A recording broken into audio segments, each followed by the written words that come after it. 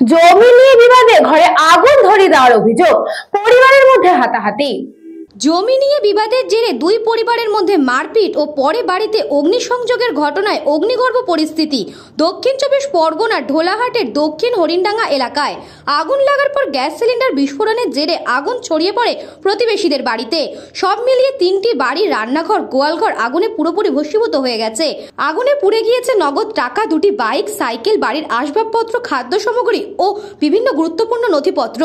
আগুন লাগার পর 3 ঘন্টা কেটে গেলেও দূরত্বের কারণে দমকল ঢুকতে পারেনি। খবর পেয়ে ঘটনাস্থলে পৌঁছায় ঢোলাহাট থানার আইসি দেবাশিস রায়ের নেতৃত্বে বিশাল পুলিশ বাহিনী। উত্তেজনা থাকায় বিশাল পুলিশ বাহিনী মোতায়েন রয়েছে।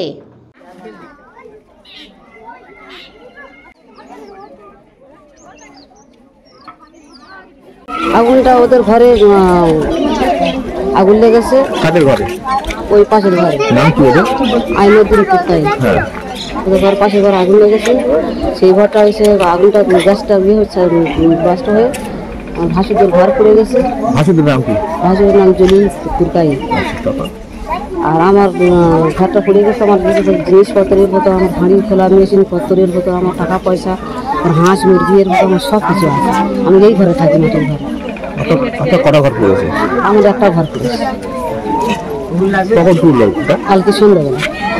দক্ষিণ চব্বিশ পরগনা থেকে বাবলু প্রামাণিকের রিপোর্ট, নিউজ বঙ্গ টাইম।